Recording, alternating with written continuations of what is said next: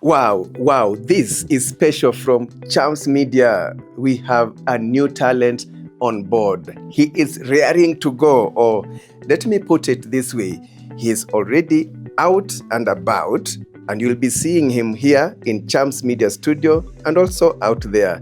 His name is Stephen Mwalili, man Steve-O, and his first assignment, a special podcast with a newsmaker, a newsmaker who is so common on social media.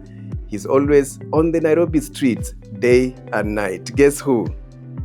Geoffrey Mosiria, Chief Officer, Citizen Engagement and Customer Service, Nairobi County. So let's get the ball rolling with Stephen Mwalili.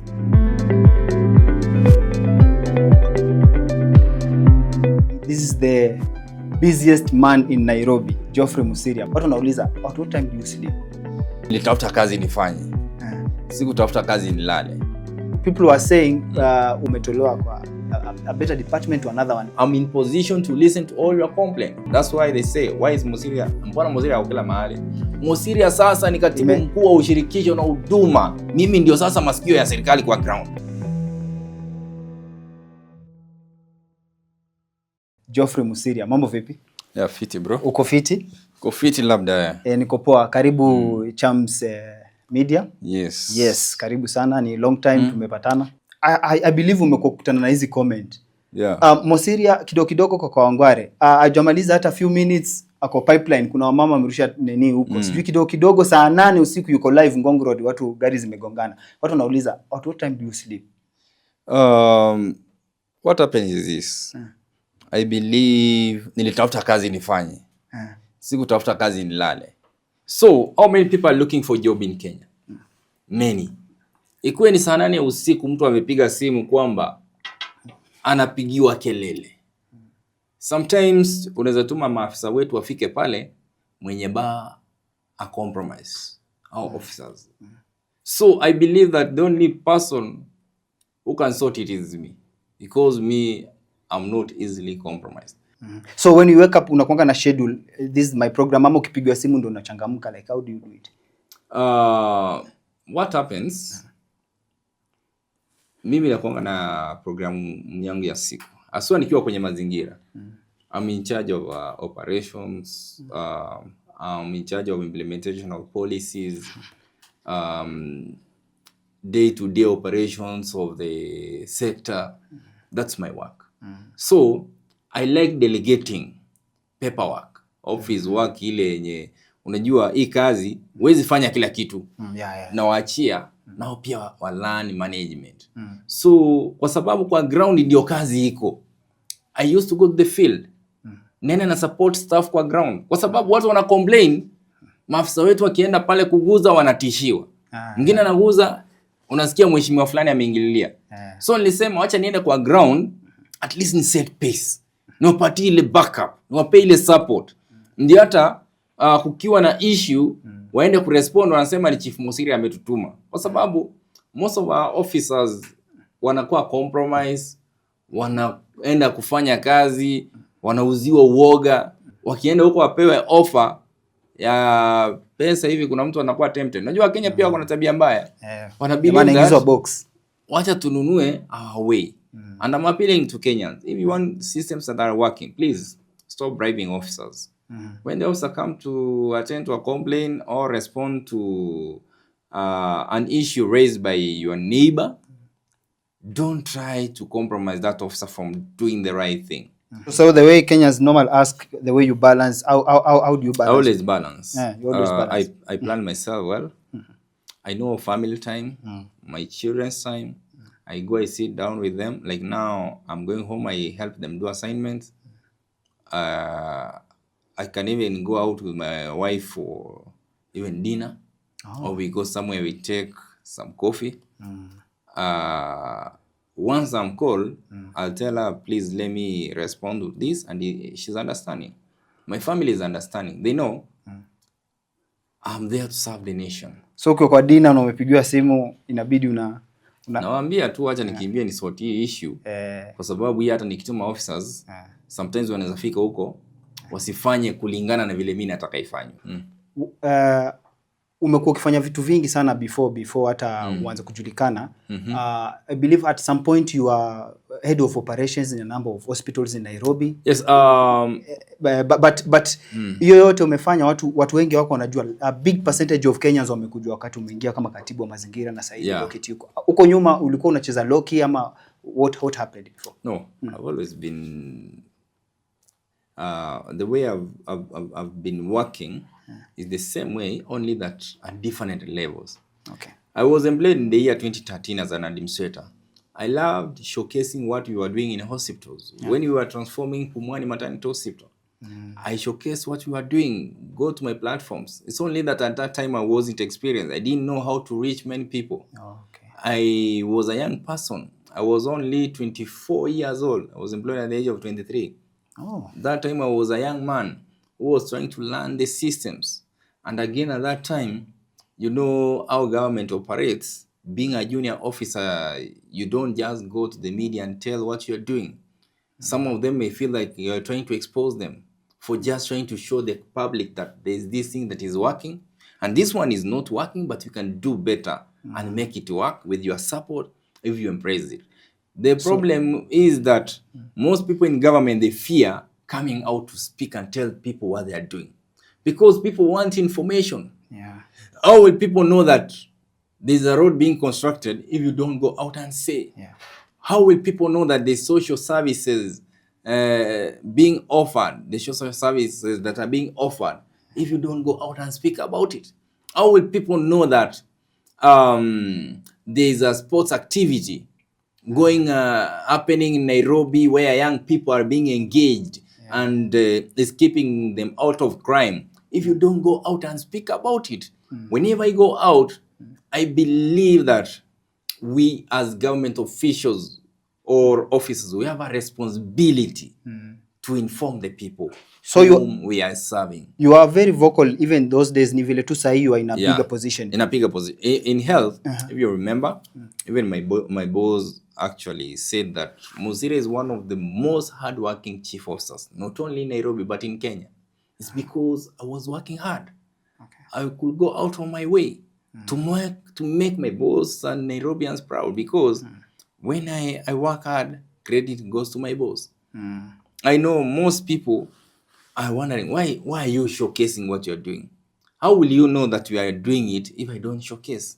We have to keep you informed. Kawangware watu wanaishi na sewage. Mtu anaishi kwa ploti. Unajua nilienda mahali mpaka nikashangaa. Mtu amefungulia sewage kwenda kwa barabara. Inaingia kwa drainage system ile ya storm water. Alafu imefungana, ina flow inarudi kwa ploti. First floor hapo watu wanatembea wanakanyaga kinyesi juu. Tulienda pale tukapatana na bibi yake yateka. Na tukadocument. Sikuwa najua kwamba huyu si bibi yake yateka, ni girlfriend ambaye alikuwa ni bibi ya mtu mwingine. Okay. Unajua watu ukiangalia kwa comment mpaka na jamaa alisema yani uliniambia umeenda ushago kumbe ulienda kwa kiateka. So Mosiria anavunja ndoa. Hapana, iliokoa ndoa. Hiyo iliokoa, by the way iliokoa ikuvunja. Jamaa alijua bibi yake kumbe sio wake. Hata pipeline wakati niliweka ile strippers club. Yeah, nakumbuka. Jamaa anajua bibi yake anaenda EBZ ama anaendanga night. Anashona nguo huko. Kumbe bibi anaendanga kutumbuiza wanaume. Unajua place niliingia kuingia tu hivi na ulikuwa live. Wanaume ndio walikuwa hapo ndani peke yake. Na madem kiasi wale wa kustrip kidogo hapo na kudance. Wakati niliasha torch tu hivi kalai tuko ndani yote wanaume within 10 seconds wote walikuwa nje. Majirani wakatokea wakafurahia wakaanza kupiga makofi, Mosiria umetusaidia. Hiyo pipeline naikumbuka vizuri sana. Wamama wa pipeline walisema nimerudisha mabwana nyumbani. Mtu anashangaa bibi yake ako strip nini kwa club na anajua anafanya kazi. Anajua, you know, so what I'm saying, whenever I document, I don't do it for PR. I do it for educational purposes, to create awareness, to engage, and also to keep the people informed and people to get to understand that this is what the law says.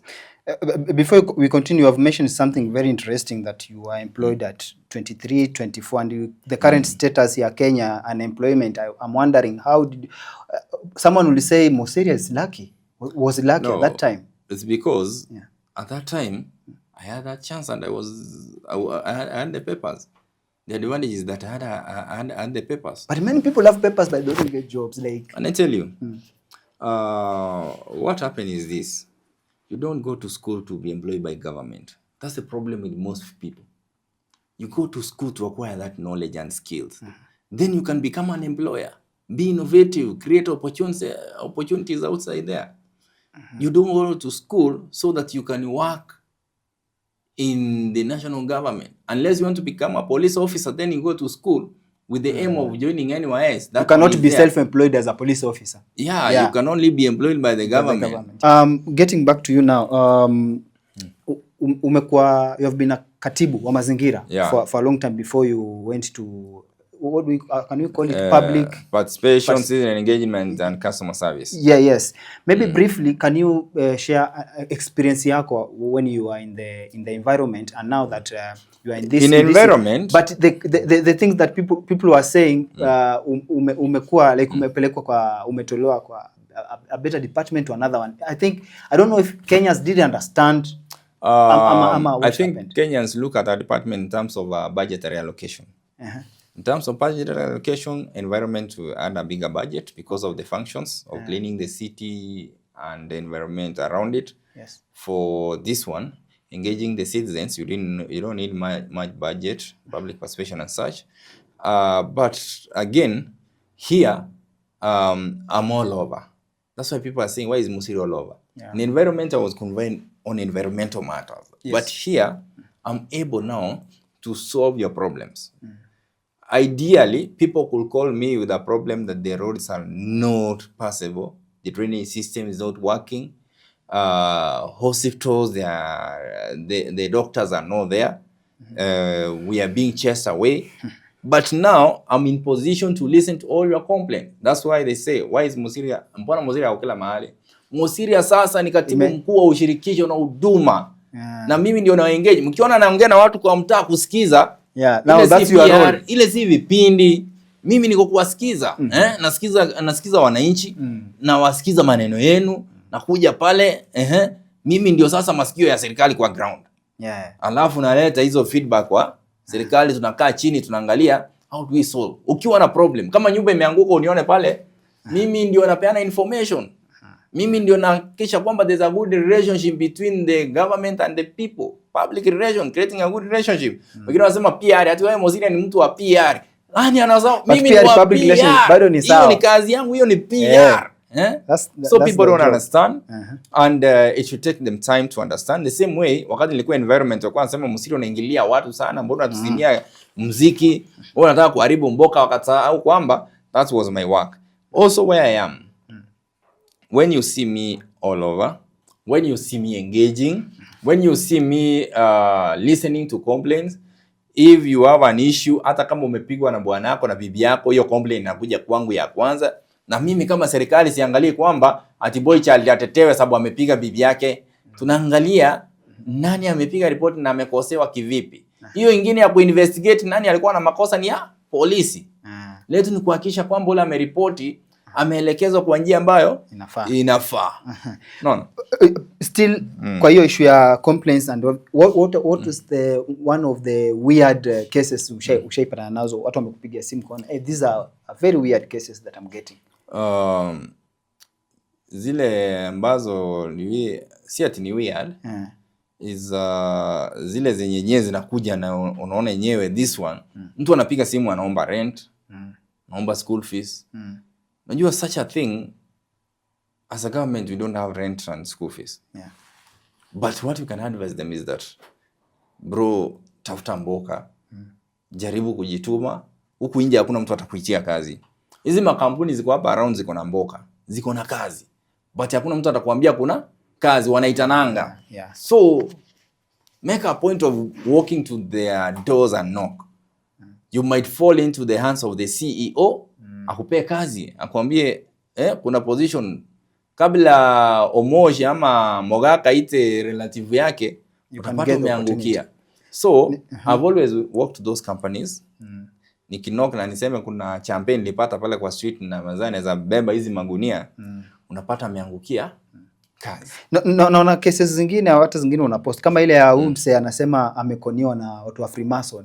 Sasa kitu kama ile yani aliibiwa na shetani. Yani aliibiwa na shetani. Alikuwa anataka kuingia Freemason. Alikuwa anataka kuingia Freemason. Akaambiwa atakuwa tajiri wa kutajika. Akaambiwa hii pesa, akauliza hii pesa ni ya nini? Akaambiwa sasa tunakuregister. Alafu ukiingia utapatana na Lucifer, shetani. Sasa jamaa alikuwa anajua anaenda kupatana na shetani. Namuuliza na shetani sasa hata niua. Akamwambia ukishaingia unapewa membership number. Alafu tunapatana na nani? Na shetani. Alafu akaambiwa ofisi zetu ziko hapo karibu na Uhuru Park hapo. Nikamwambia boss, ile Freemason yetu tulienda tu kuona shetani sisi.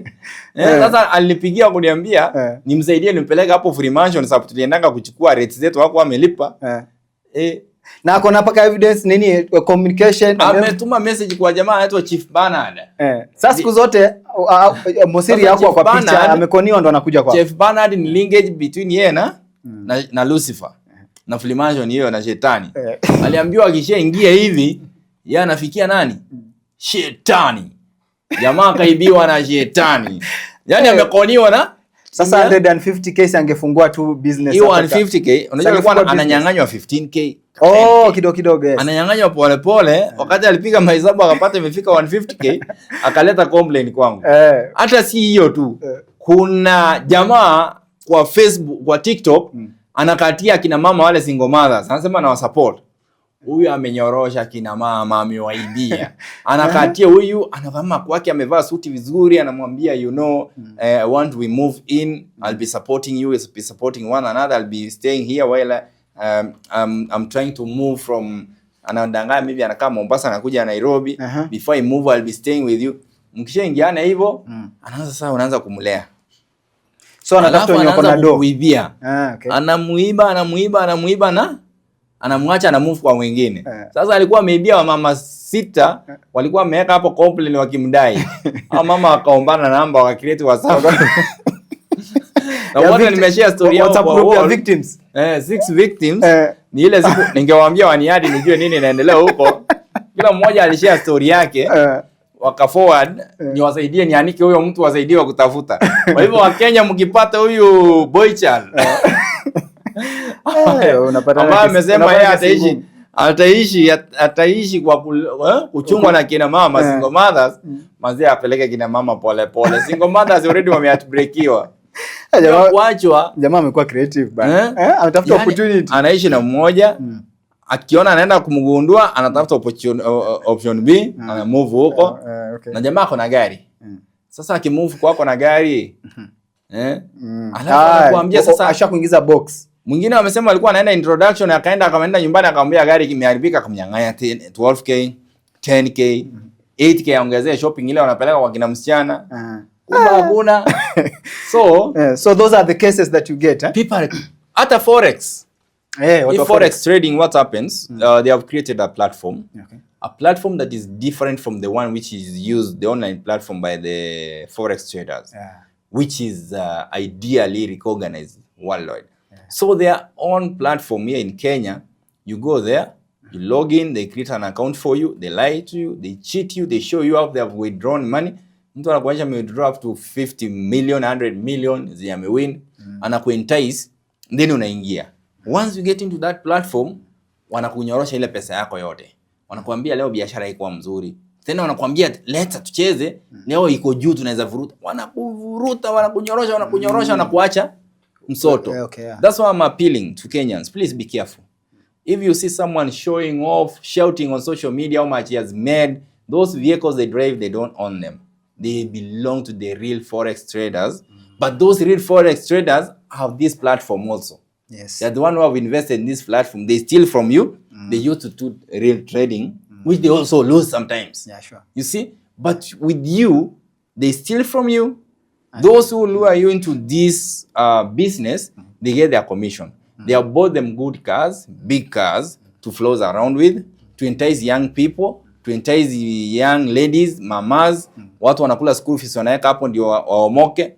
Someone came to my office akiniomba kwamba nimpatie pesa aende ametrainiwa Forex. Aende aekelea 100,000 nikae na yeye trade. anirudishie yangu 200. Nikamwambia boss, hiyo umedanganywa, ende ukatafute kazi nyingine ama nisaidie kutafuta. Hiyo mchezo ya town.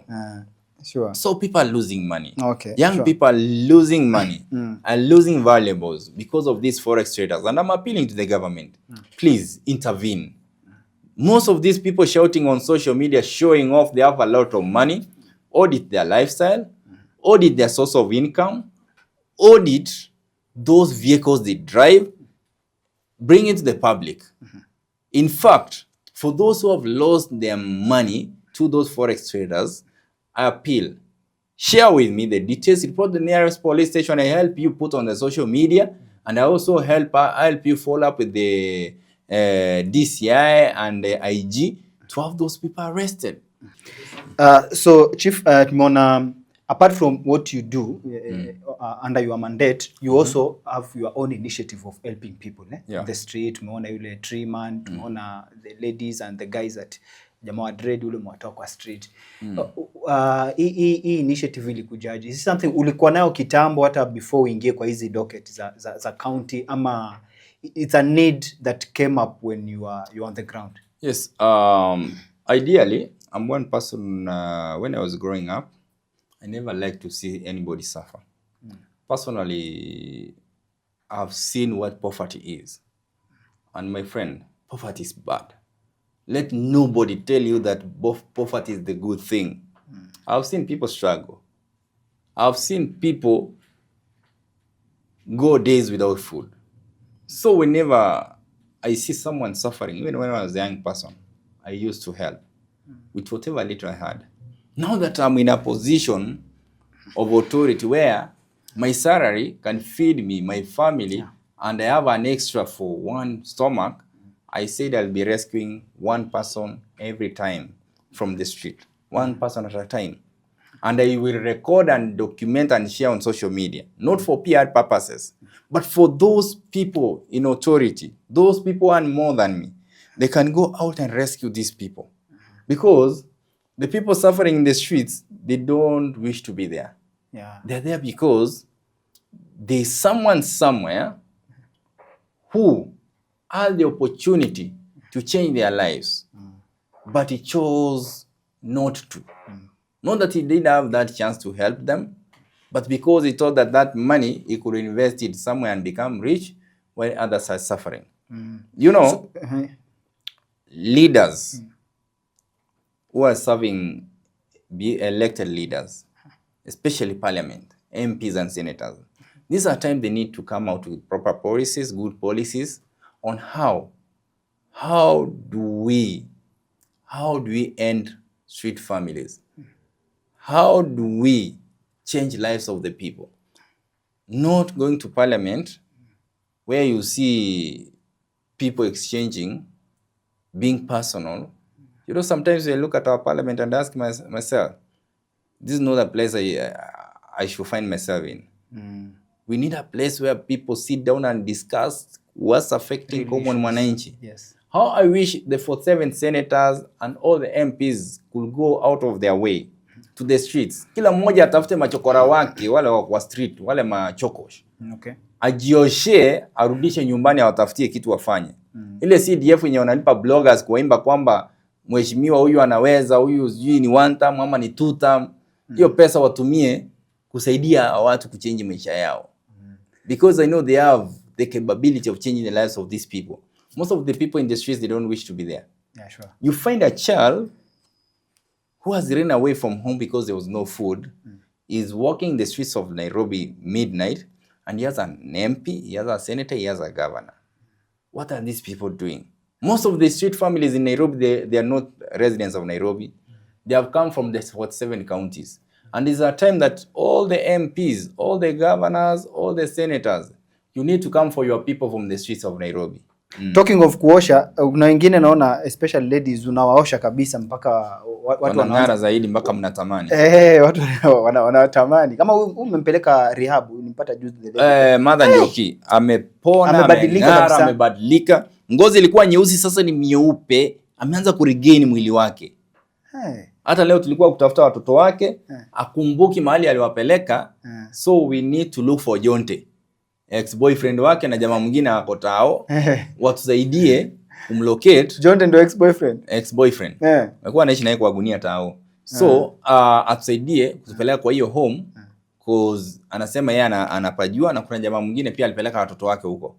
So wanaijua. So you normally follow up, No, kama once I rescue someone, I follow up until I make sure that they are stable to live on their own. 3 man nilimsaidia, nikampeleka, nikamchukulia nyumba, nikamlipia rent, nikamwikuipia, nikampeleka kazi, akapewa kazi Siari Court Motors, ana earn 20,000 a month. The guy is living well. Until today. Mpaka sasa aliingia kwa street akiwa 4 years. Akiwa class 4, alitoroka akiwa class 4, sijui alikuwa na miaka ngapi. Na nimemsaidia akiwa na almost 40 years. So kwa mtu mzima. Hata leo nimempata ameangukia mzungu. Kumbe episode bado ziko. Yeye ameangukia mzungu, amesema sasa yeye ndiye ameangukia na mzungu anasema yeye ndiye ameangukia, lakini naona yeye ndiye ameangukia. Yeye ndiye ameangukia mzungu. Mzungu naye anaona pia ameangukia. You have been doing this for a long time. Watu wamekuwa waki-appreciate what you do. But I don't know the recent case of this lady Marion, ili watu walikupiga vita sana. It was not the people who were fighting me. Is it because it was a special case compared to other cases you have been handling? To me, kwanza imefikia wapi hiyo issue? The issue, I think I stepped aside after I handed them over to police and FIDA. Once, wezi ni wawili. Mwizi mmoja ni sugu na mwizi mmoja ni mdogo. Mwizi sugu ameibiwa na huyu mwizi mdogo. Na mwizi mdogo pia amekosea nani? Mwizi sugu. Lakini yule amepiga ripoti wa kwanza ni mwizi sugu. Sasa mnataka tuambie mwizi sugu ati wewe wacha tukuweke ndani kwa sababu wewe unajulikana ni mwizi. Kwanza una investigate na unamsikiza, unachukua complaint yake kwa sababu amekosea, unamsikiza. Na ule mwizi mwingine pia akikuja ripoti pia atafanya nini? Atasikizwa. Na pia kazi yangu is not my work is not to offer justice. I don't judge. I'm not a judge.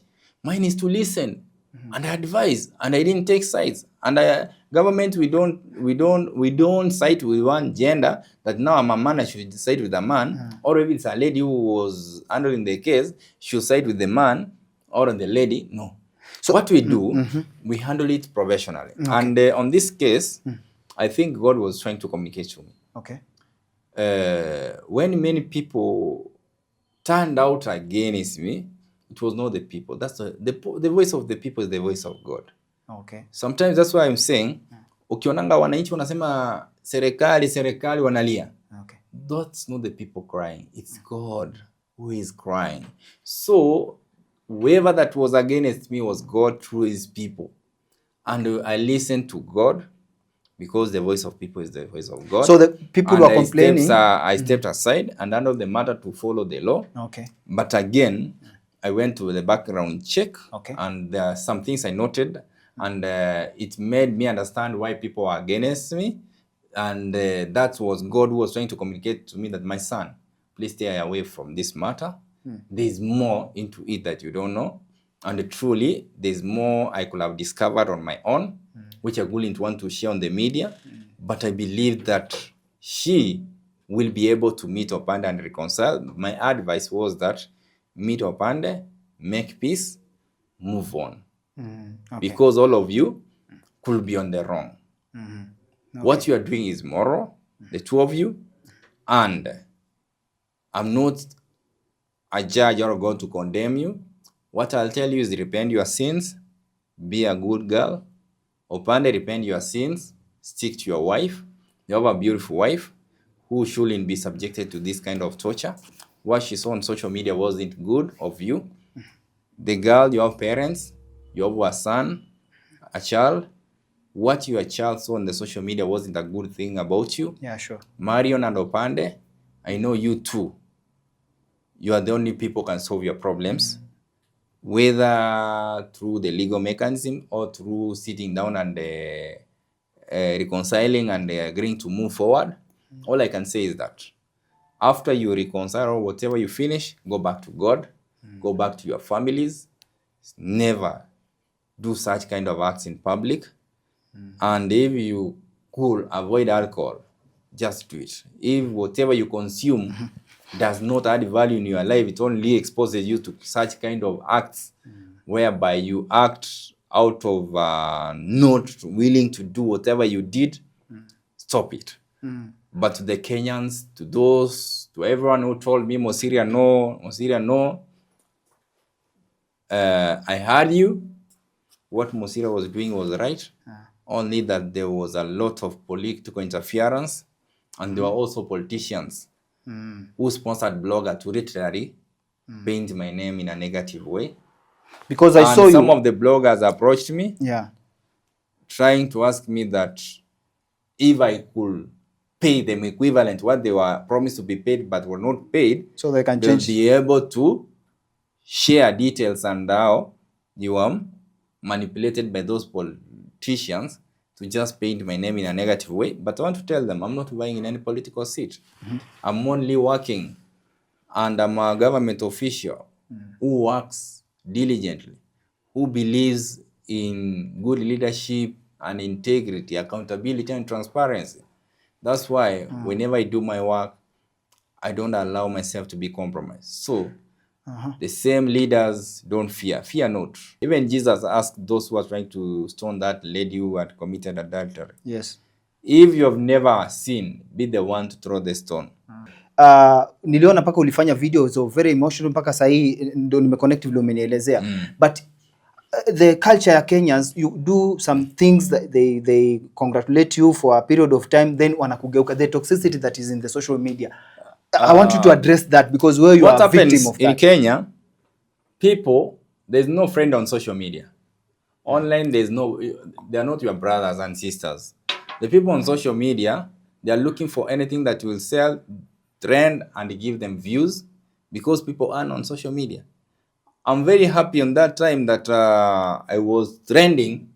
Actually, I wish I could have continued trending so that people could earn, because people are earning from Facebook. From your Facebook was story. paying. My story paid them well. That people really made a lot of money.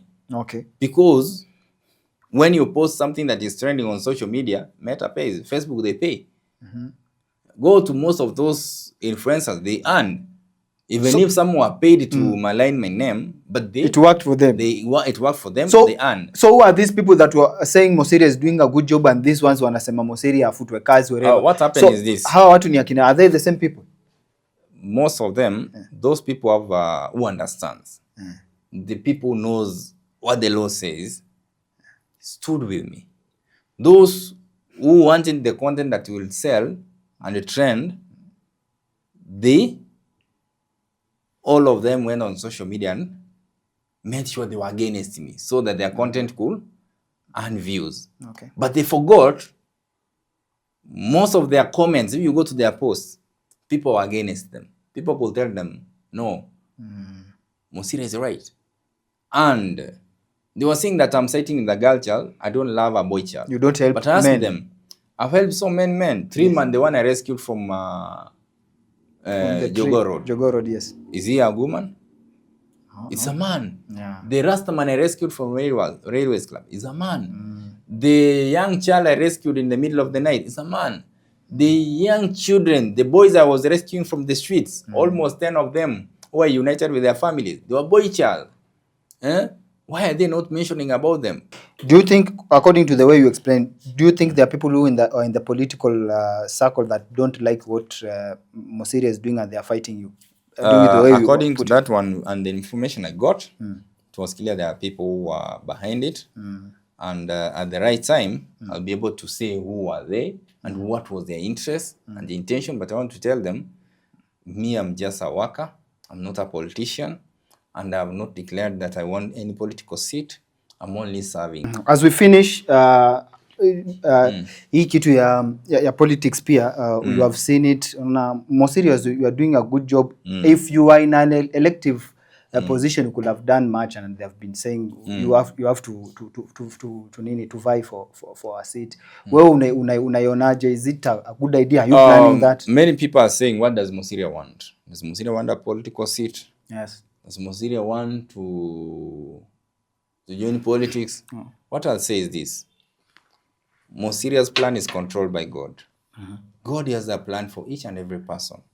God will decide where I'm going next after this position I hold today. I don't intend to preempt what I don't know. I don't want to lie to you that I'll But be you can joining also politics. plan, Mosiria. You can also plan. God plans for me. God gave me this job. Many people don't know that I got this job. Millions of Kenyans wanted the position, and I am the only one among them who got it. And the position I hold. Okay. It means it's God who gave me this job. And God's plan is supreme. Okay. Acha nikwambie, huwezi jipangia maisha. Mungu ndiye anakupangia maisha. It's only God who can change your life. It's only God who can grow you. It's only God who can determine your journey. Thank you so much Mosiria. Bado tunasubiri hiyo sauti ya Mungu. Sijui ni lini, lakini tunasubiri utuambie. Mungu anasema nini. Thank you so much for your time and for sharing some of the things that you've shared. That was amazing. I appreciate sana. Asante. All the time. Next time pia tukikitaja I hope utapatikana. So that was Mosiria Geoffrey, katibu wa ushirikiano. More serious. Hiyo title huwa ina ushirikiano na ushirikisho na huduma kwa wananchi.